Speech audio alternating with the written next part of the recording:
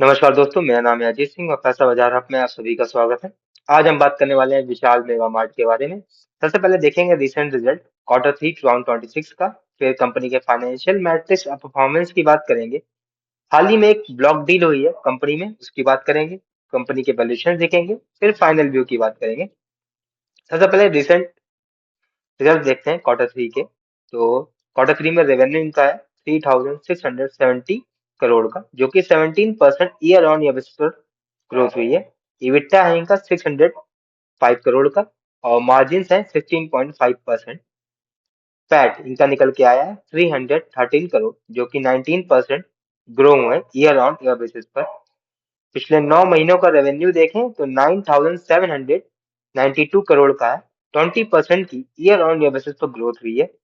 9 month का PAT देखें 671 करोड़ निकल के आया है। 30% की ईयर ऑन ईयर बेसिस पर ग्रोथ है। तो कंपनी लगातार ग्रोथ कर रही है और कंपनी के मार्जिन्स भी थोड़े इंप्रूव हुए हैं।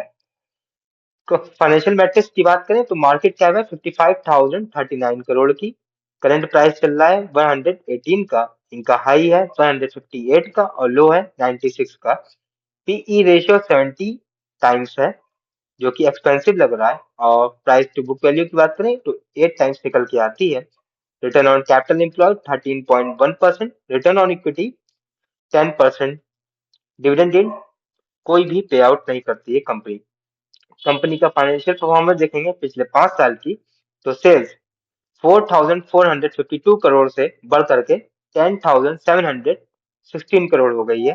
नेट प्रॉफिट 82 करोड़ से 632 करोड़ पर आ गया है।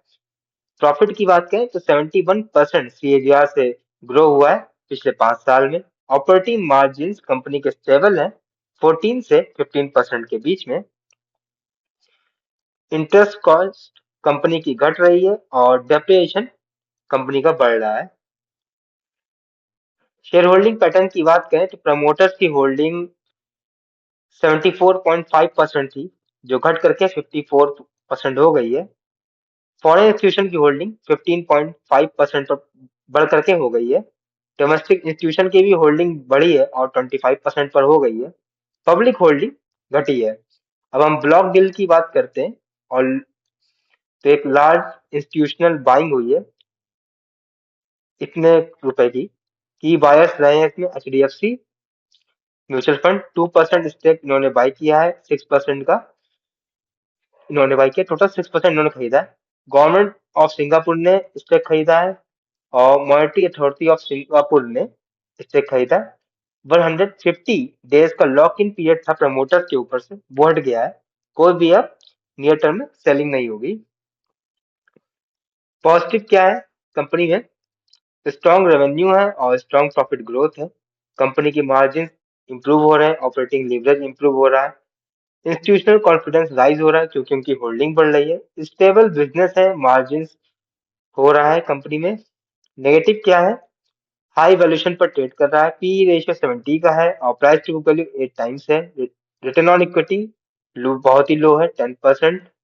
कोई डिविडेंड पे आउट नहीं दे रही कंपनी, जबकि लगातार प्रॉफिट कमा रही है। प्रमोटर्स का स्टेक घट गया है।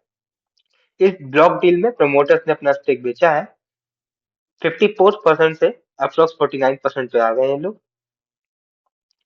वैल्यूएशन की बात करें तो पीई रेशियो 70 का है, जबकि इंडस्ट्री का 73 का।